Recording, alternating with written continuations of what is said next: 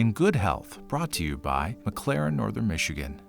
There are many different types of foot and ankle deformities. We see it in both pediatric and adult patients. An example would be flat foot. Some of the more complicated examples could be clubfoot. I'm Christopher Kennedy. I'm a foot and ankle surgeon with McLaren Northern Michigan Orthopedics. We do see deformities. Those deformities can be malreductions of fractures that occurred that did not get back into the right place and healed in an abnormal place. Those deformities can be a result of a congenital abnormality such as clubfoot. Sometimes they can be a result of a traumatic injury to a tendon or even just overuse and shortening of a tendon. And we see that all the time causing deformities of the foot and ankle.